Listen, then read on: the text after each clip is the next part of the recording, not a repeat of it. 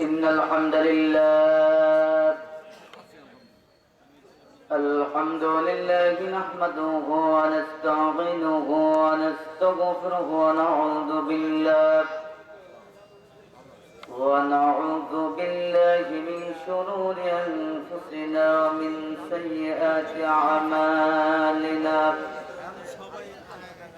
من يهده الله فلا مضل له ومن يضلله فلا هادي له. ونشهد أن لا إله إلا الله وحده لا شريك له.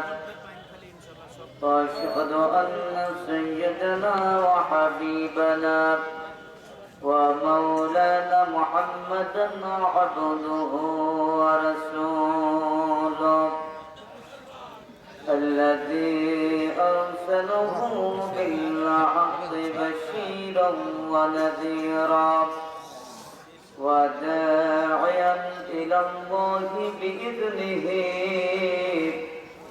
وسراجا منيرا. فقد قال الله تعالى في كلامه المجيد وفرقانه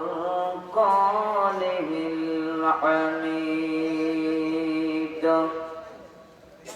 أعوذ بالله من الشيطان الرجيم.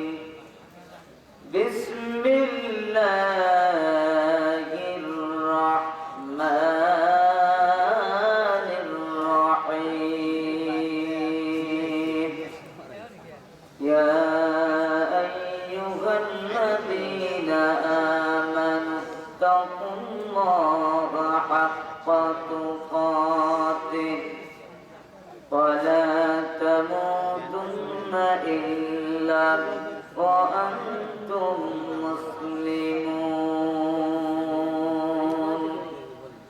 وقال رسول الله صلى الله عليه وسلم: المسلم من سلم المسلمون من لسانه ويده، أو كما قال رسول الله صلى الله عليه وسلم. وقال الله تعالى في شان حبيبه محمد صلى الله عليه وسلم مخبرا وآمرا: إن الله وملائكته يصلون على النبي يا أيها الذين آمنوا صلوا عليه وسلموا تسليما. اللهم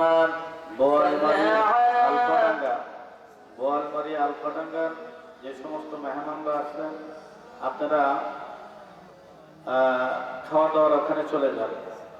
বোয়ালমারী আলফাডাঙ্গা আর আমাদের খাওয়ার ব্যবস্থাপনায় যারা আছেন, আগে দূরের মেহমানদেরকে খাওয়ানোর ব্যবস্থা করেন। আলফাডাঙ্গা, বোয়ালমারী, মধুখালী, খামারখালী এই সমস্ত লোকগুলোরা আগে খাওয়ানোর ব্যবস্থা করেন, তারপরে আমাদের নিজস্ব লোকদেরকে আধা ঘন্টা পরে দেন। আমি অনেক সকলে মহাপদে আবার দরুদ পড়ি। আল্লাহুম্মা সাল্লি আলা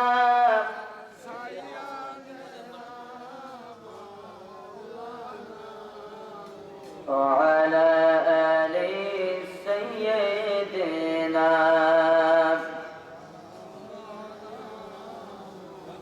সোজা পথে চলো রে ভাই, ঈমান রেখো ধরে,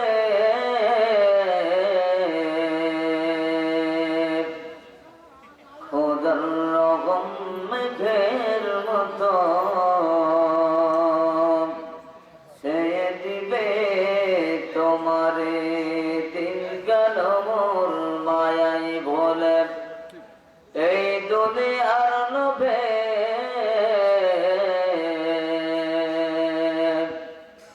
তোমার একদিন যাইতে হবে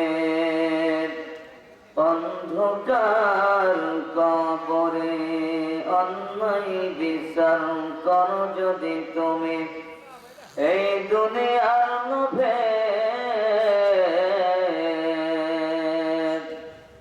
তোমার একদিন হবে বিচার হাসরেরই ময়দানে আল্লাহুম্মা সাল্লি আলা মাওলানা মুহাম্মদ ওয়া আলা আলি সাইয়্যিদিনা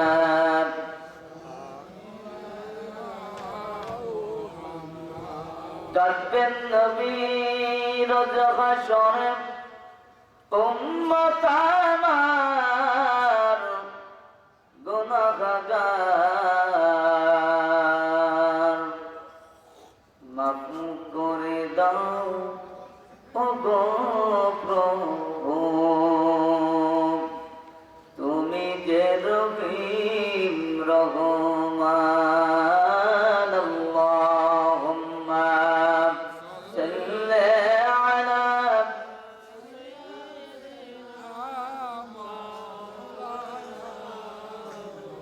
وعلى آل سيدنا مولانا আমার যখন ফোরাবে দিন আসবে গভীর রাতি থেকো প্রভু এ জীবনে হয়ে চিরসাথী আসবে গভীর রাতি জীবন নদীর দুকুল জুড়ে আসলে আমানিশা থাকবে না হাই দু চোখেতে একটু আলো দিশা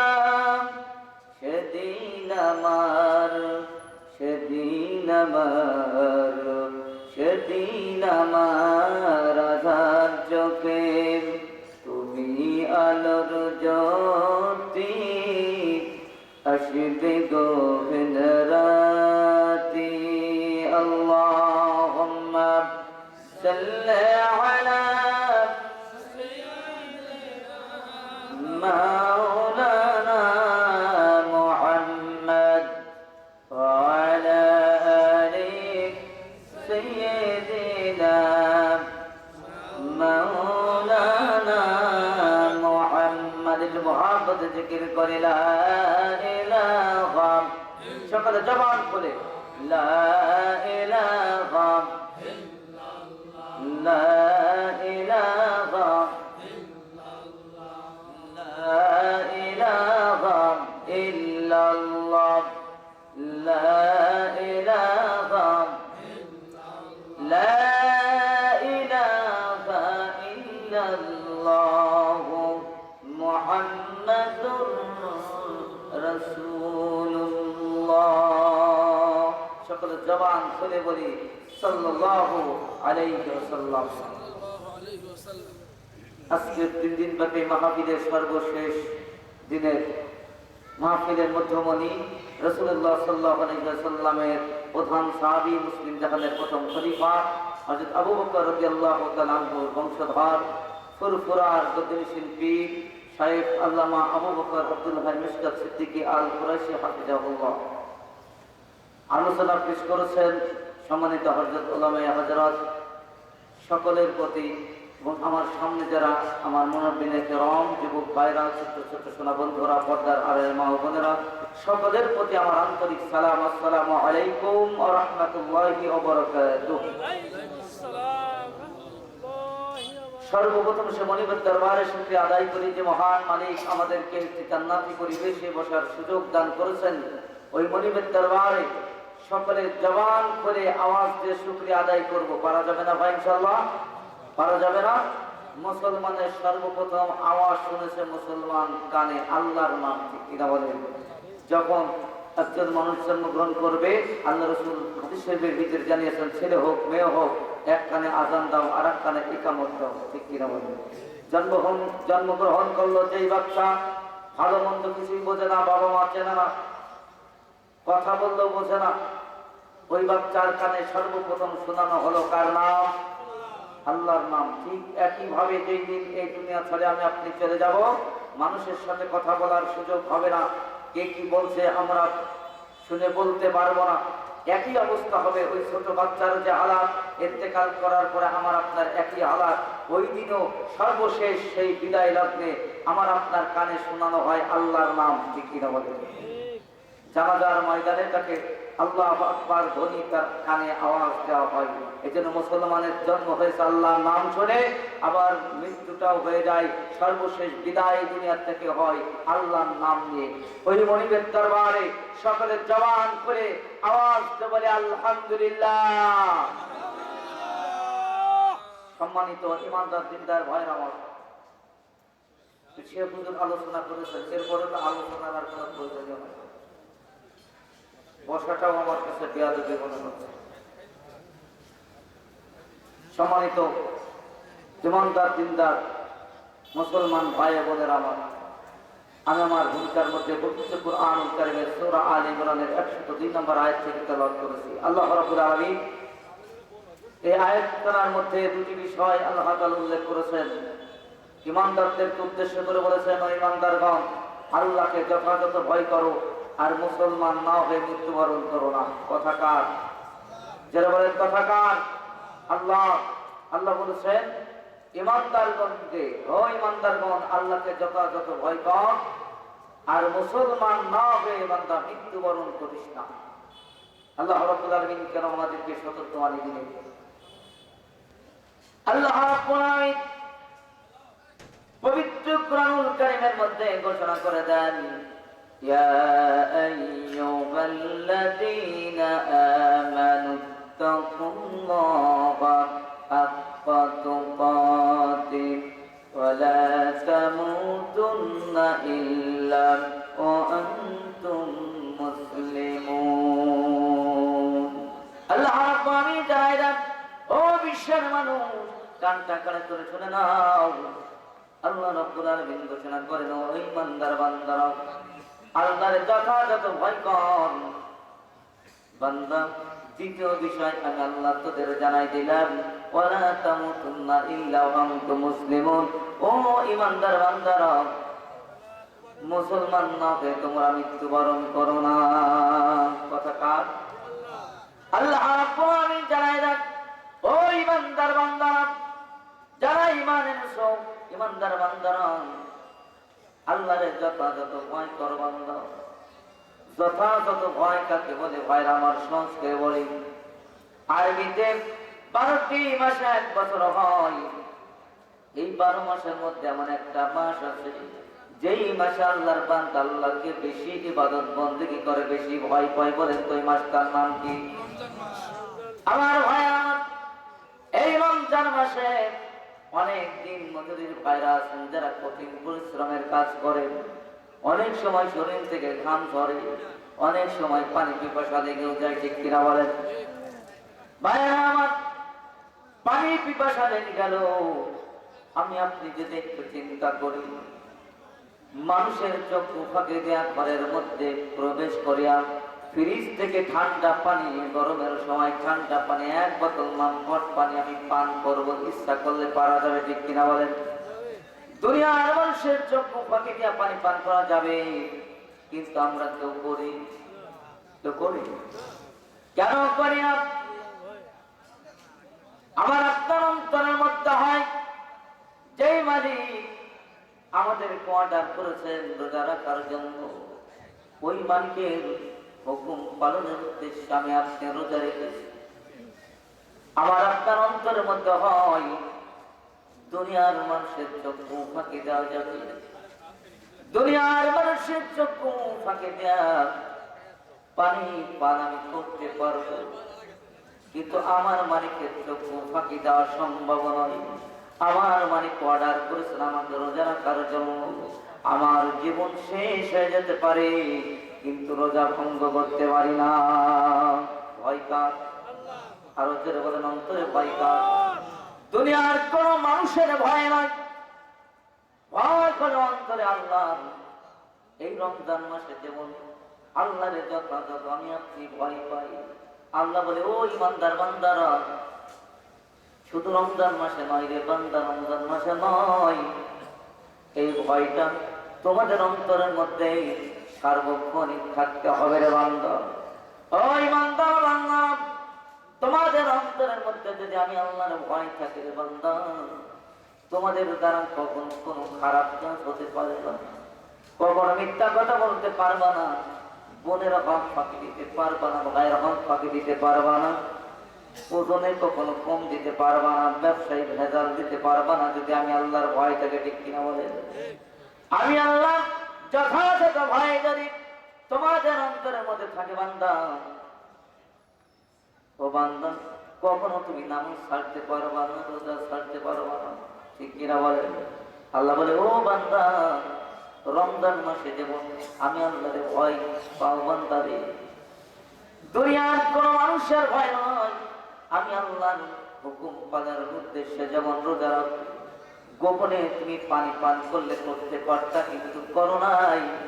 আমি আল্লাহর ভয় তোমার অন্তরের মধ্যে, দুনিয়ার কোন মানুষের ভয় তুমি পাও নাই বান্দা। এই ভয়টা রমজান মাসে নয়, এই ভয়টা বান্দা সার্বক্ষণিক তোমার মধ্যে থাকতে হবে। এই জন্য আমি আল্লাহ ঘোষণা করলাম, ইয়া আইয়ুহাল্লাযীনা আমানু তাকুল্লাহা হাক্কা তুকাতিহ, ও ঈমানদার বান্দারা, আল্লাহর যথাযথ ভয় কর বান্দা। আমার ভাইরা, আল্লাহ রাব্বুল আলামিন দ্বিতীয় বিষয় জানাই দিলেন, ওয়ালা তামুতুন্না ইল্লা ওয়া আনতুম মুসলিমুন। আল্লাহ রাব্বুল আলামিন জানাই দেন, ও ঈমানদার বান্দা, যারা ঈমান এনেছো, ঈমানদার বান্দারা রে, আমি আল্লাহ তোমাদের উদ্দেশ্য করে জানাই দি বান্দা, সতর্ক করে দিলাম, মুসলমান না হবে বান্দা মৃত্যুবরণ করিস না, মুসলমান না হবে মৃত্যুবরণ করিস না বান্দা। কুরআনুল কারীমের মধ্যে আমি আল্লাহ একাধিকবার তোদের সতর্ক বাণী দিয়েছি বান্দা। আল্লাহ রাব্বুল আলামিন পবিত্র কুরআনুল কারীমের অপর আয়াতের মধ্যে জানায় দেন, ইয়া আইয়ুহাল্লাযীনা আমানু উদখুলু ফিস-সিলমি কাফা ওয়া লা তাত্তাবি'উ খুতুওয়াতিশ শাইতান ইন্নাহু লাকুম আদুউম মুবিন। যারা বলেন আল্লাহু আকবার। আমার ভাইরা, আল্লাহ রাব্বুল আলামিন জানেন, ও ঈমানদার বান্দারা, ইসলামের মধ্যে পরিপূর্ণভাবে প্রবেশ কর বান্দা। কিছু হুকুম মানবা, কিছু হুকুম মানবা না, হবে না বান্দা। নামাজ পড়বা, চুরি করবা, হবে না বান্দা। নামাজ পড়বা, ওজনের ফাঁকি দিবা, হবে না বান্দা। নামাজ আদায় করবা, বোনের ফাঁকি দিবা, হক ফাঁকি দিবা, হবে না। নামাজ আদায় করবা, জবের আয়াতখানি থাকা করবা, হবে না বান্দা। ও বান্দা, আমি আল্লাহ যে হুকুম আহকাম দিয়েছি রে বান্দা, পরিপূর্ণভাবে ইসলামের মধ্যে প্রবেশ কর বান্দা। আমি আল্লাহর হুকুম আহকাম পরিপূর্ণভাবে তোমরা পালন করো বান্দা। ও আল্লাহ, আমি রব্বুল আলামিন কেন তোমাদেরকে বারবার সতর্ক করি বান্দারে, আমি আল্লাহ চাই না তোরা আমার জাহান্নামে যাবে। আমি রব্বুল আলামিন তোদের অনেক আদর করে মায়া করে সৃষ্টি করেছি রে বান্দা। এই পৃথিবীতে লক্ষ লক্ষ সৃষ্টি আছে, আমি শুধু বলেছি কোন ফায়াকুন হও হয়ে গেছি বান্দারে। আমি আল্লাহ একমাত্র মানব জাতিকে আমি আল্লাহ আমার কুদরতি হাত দ্বারা সৃষ্টি করলাম। যারা বলেন সুবহানাল্লাহ। আমি আল্লাহ চাই না আমার জাহান্নামে যাবি, আমি আল্লাহ চাই তোর আমার জান্নাতে যাবি রে বান্দা। এই জন্য আমি আল্লাহ তোদেরকে বারবার সতর্ক বাণী দিচ্ছি রে বান্দা, উদখুলু ফিস-সিলমি কাফা ইসলামের মধ্যে পরিপূর্ণভাবে প্রবেশ কর বান্দা। আমি আমার তোদের আরো সতর্কবাণী দিলাম, ওয়ালা তাত্তাবিউ খুতুওয়াতিশ শাইতান, বান্দারে শয়তানের পদঙ্ক অনুসরণ করবি না।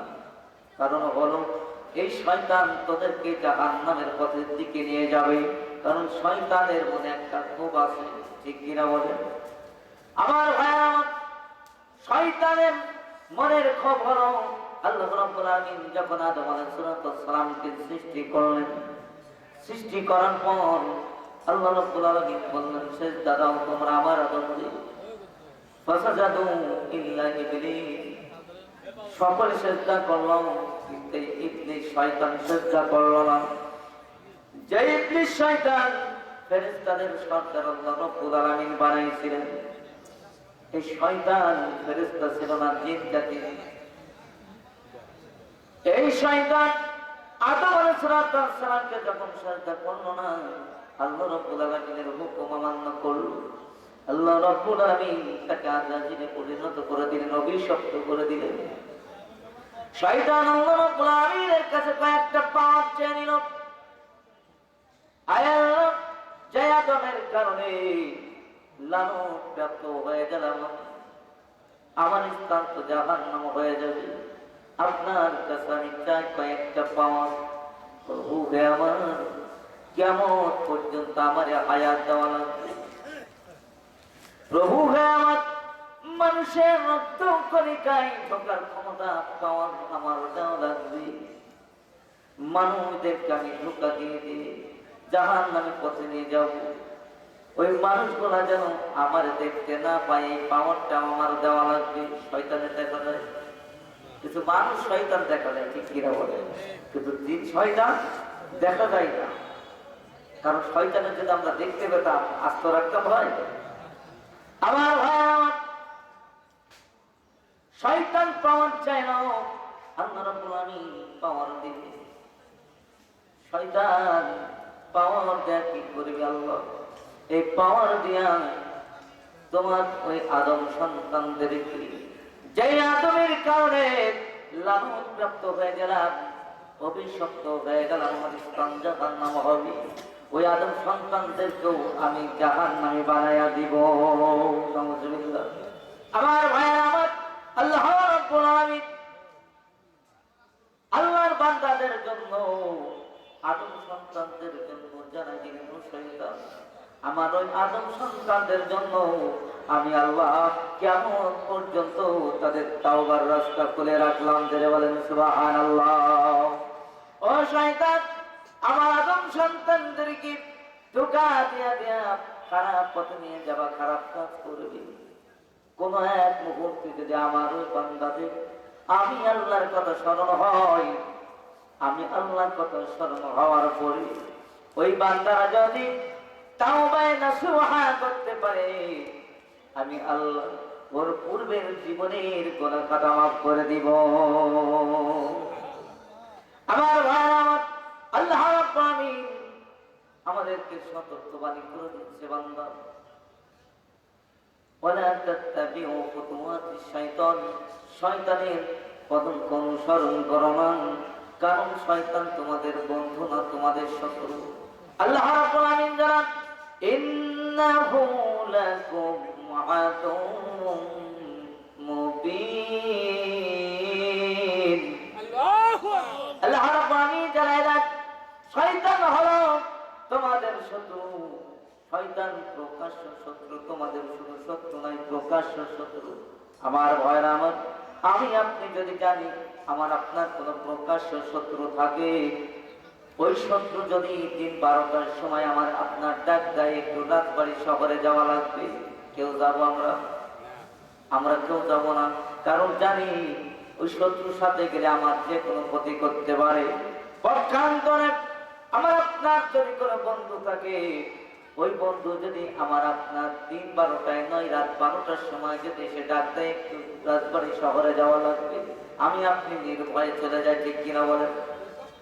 কারণ জানি এই বন্ধু আমার কোনো ক্ষতি করবে না, এই বিশ্বাস, আত্মবিশ্বাস আমার আপনার আছে। যখনই কোনো প্রকাশ্য শত্রু আমি আপনি জানতে পারি যে অমুক আমার শত্রু, দিন 12টার সময় ডাকলেও যায় না। আমার ভাই আমার, আল্লাহ রাব্বুল আলামিন জানাই দিলেন শয়তান তোমাদের বন্ধু নয়, ইন্নাহু লাকুম আদুউম মুবিন। ও বান্দারা, ইমানদার বান্দারা, শয়তান তোমাদের প্রকাশ্য শত্রু। আমার ভাই আমার, আল্লাহ রাব্বুল আলামিন কেন বারবার সতর্কবাণী দেন? আল্লাহ রাব্বুল আলামিন বলছেন, বান্দা আল্লাহর যথাযথ ভয় কর বান্দা, ওয়ালা তামুতুন্না ইল্লা ওয়া আনতুম মুসলিমুন। ও ইমানদার বান্দারা, মুসলমান না কি মৃত্যুবরণ করিস না রে বান্দা। ও ইমানদার বান্দাগণ, ইসলামের মধ্যে পরিপূর্ণভাবে প্রবেশ কর বান্দা। ঈমান যদি লালে আসতে পারে, মুসলমান হয়ে যদি মৃত্যুবরণ না হয়, বান্দারে এই দুনিয়ার হায়াত একদিন শেষ হয়ে যাবে। তোদের প্রথম স্টেশন হলো কবর। ওই কবর থেকে শাস্তি শুরু হয়ে যাবে রে বান্দা। কিয়ামতের ময়দানে হিসাব নিকাশের পরে জাহান্নামে যাওয়া লাগবে বেঈমান যদি হইস রে বান্দা। এর জন্য আমি আল্লাহ তোদেরকে বারবার সতর্কবাণী দিই, বান্দা আল্লাহরে যথাযথ ভয় কর বান্দা, আর মুসলমান না হয়ে মৃত্যুবরণ করিস না। আমার ভাই আমার, মানুষ তিনটা স্তরে অবস্থান করবে। তিনটা স্তরের মধ্যে প্রথম দুইটা স্তর হলো অস্থায়ী জগৎ, ইহকালীন জীবন, এইটা একটা স্তর। আলামে বারজাখ, যেটা আমরা কবর জগৎ বলি, এই ইহকালীন জীবন আর কবরের জগৎ, এই দুইটা হলো অস্থায়ী জগৎ। আজীবন পৃথিবীতে থাকা যাবে না, আজীবন কবরে থাকা যাবে না। আমার ভাই আমার, তৃতীয় স্তর হলো পরকালীন জীবন। যে পরকালীন জীবন হলো স্থায়ী জগৎ। ভাইরা আমার, আমার আপনার কাছে কখন মালাকুল মউত আসবে আমরা কেউ বলতে পারি না, কেউ জানেও না। মালাকুল মউত কোন ওয়ার্নিং নিয়ে আসবে না। এই পৃথিবী থেকে কখন কার হায়াত শেষ হয়ে যাবে কেউ আমি আপনি বলতে পারি না। আল্লাহ রাব্বুল আলামিন বারবার আমাদের এই জন্য সতর্কবাণী দেন, বান্দা আমার মালাকুল মউত তোমাদের কাছে কোনো সতর্কবাণী নিয়ে যাবে না, তোমাদের কাছে যাবে রূহটা কবজ করে নিয়ে চলে আসবে রে বান্দা।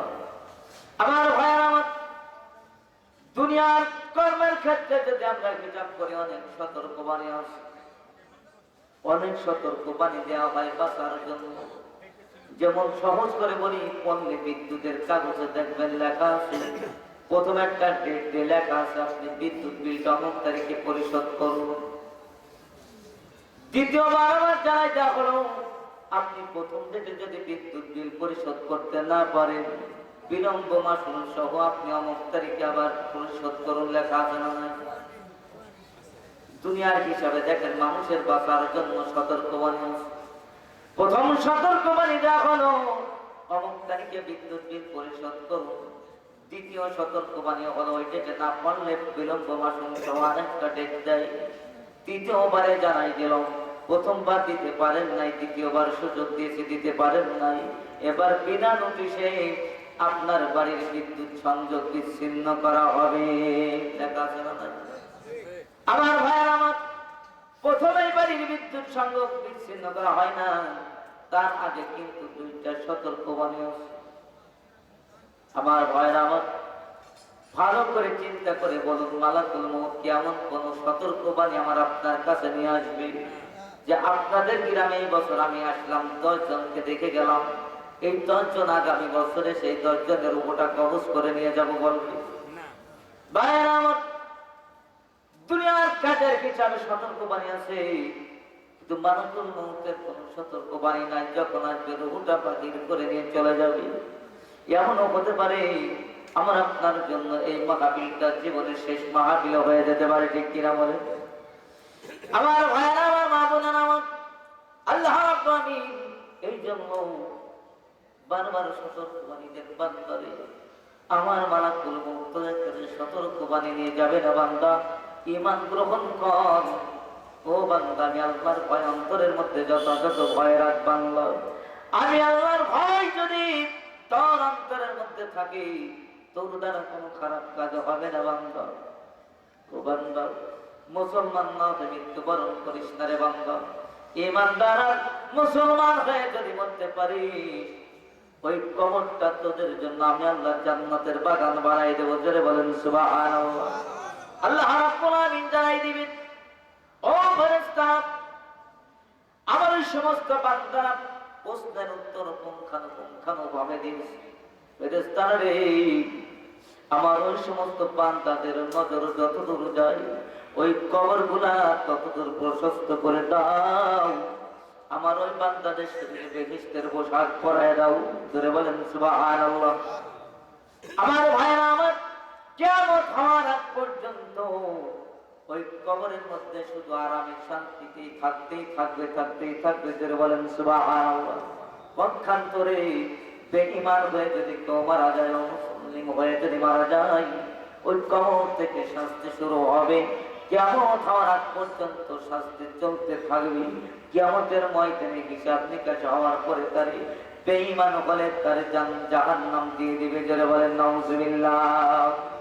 আমার ভাই আমার, সেই জন্য বলি, মানুষ তিনটি স্তরে অবস্থান করবে। তার দুইটি স্তর হলো অস্থায়ী জগৎ, একটা হলো ইহকালীন জীবন, আর একটা হলো আলামে বারজাখ, যেটা কবর জগৎ বলি। এই দুইটা জগৎ মানুষ স্থায়ীভাবে বসবাস করতে পারবে না। এই দুনিয়ায় কখন আমার আপনারা হায়াত শেষ হয়ে যাবে, মালাকুল মউত কখন সে জানখানা বাহির করে নিয়ে যাবে, আমরা কেউ বলতে পারি না।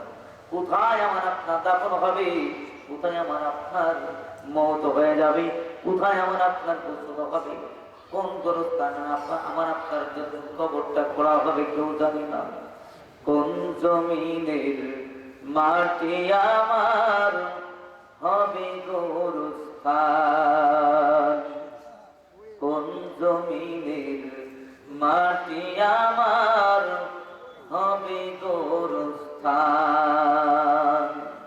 কাদের চোখের জলে আমি পাব পরিত্রাণ,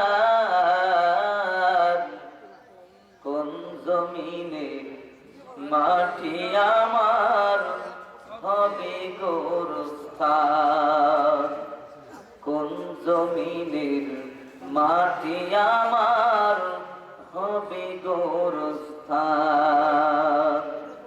কারায় আমায় গোসল দিবে, কে আনিবে কাফন, কারায় আমায় কেঁদে কেঁদে করে দিবে দাফন, কারায় আমার পাশে বসে শোনাবে কুরআন,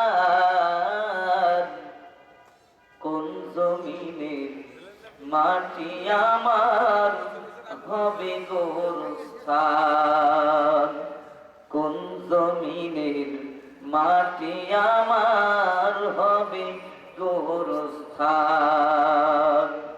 কার কাঁধে চড়ে আমি কবর দেশে যাব, জানি না কার মোনাজাতে খোদার রহম পাব, কার কারণে করবে ক্ষমা, কার কারণে করবে ক্ষমা আল্লাহ মেহেরবান, কোন জমিনের মাটি আমার হবে গোরস্থান। ঠিক কিনা আমার ভাই আমার? এমন হয় ঢাকা শহরে বসবাস, ঢাকা শহরে ছোট থেকে লালন পালন হয়েছে, নাতি পুতৌ হয়ে গেছে ঢাকা শহরে। ওর গ্রামে যে একটা বাড়ি আছে, পূর্বপুরুষ বাঁশবাগানে ঘুমায় আছে, জানে কিন্তু তার আসার সুযোগ কখনো হয়নি। এমন সময় হয় কিনা বলেন?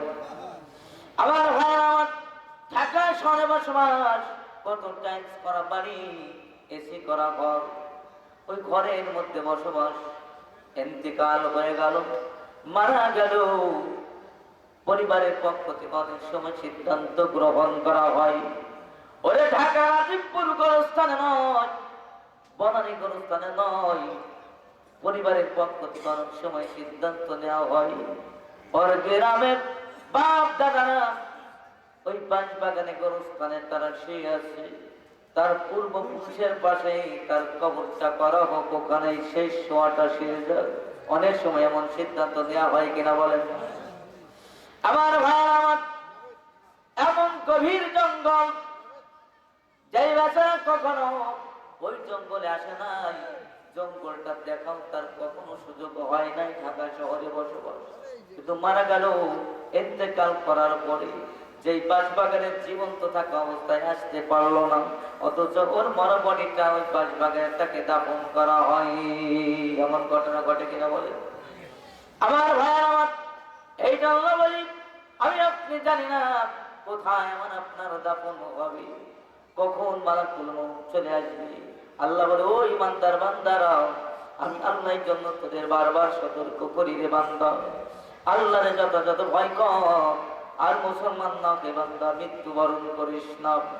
আমার ভাইয়ের আমার, এরপরে দ্বিতীয় স্তর হলো কবর জগৎ। যেই জগৎটা হলো অস্থায়ী জগৎ, যেখানে আজীবন থাকা যাবে না।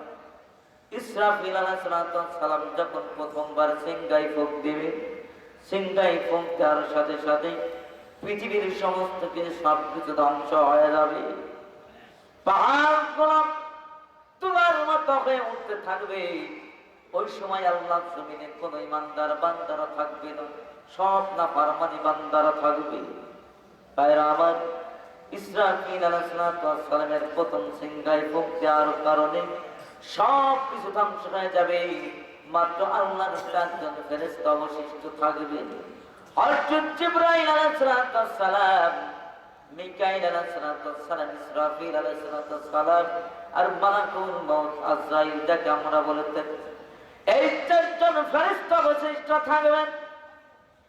আল্লাহ রাব্বুল আলামিন এবার ঘোষণা করবেন, ও মালাকুল মউত, এবার তুমি আমার জিবরাইলের জানখানা কবজ করো।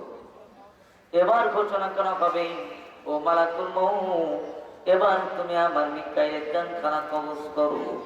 মিকাইল আলাইহিস সালামের জান কবজ করা হবে। এবার বলা হবে, ও মালাকুল মউত, এবার তুমি আমার ইসরাফিলের জানখানা কবজ করে নাও। আমার ভাই আমার, তিনজন ফেরেশতার জান কবজ করা হবে। এবার আল্লাহ রাব্বুল আলামিন একটা গায়বী আওয়াজ দিয়ে দিবে, ও মালাকুল মউত, এবার তুমি তোমার নিজের জানখানা বাগিন করে দাও।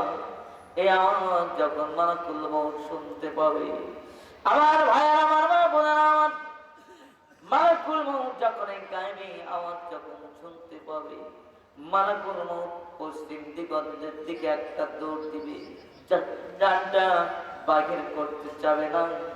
আবার গায়বী আওয়াজ শুনবে, ও মালাকুল মউত, এবার তুমি তোমার নিজের জানখানা বাহির করে দাও। আওয়াজ যখন শুনবে, পূর্ব দিগন্তের দিকে একটা দৌড়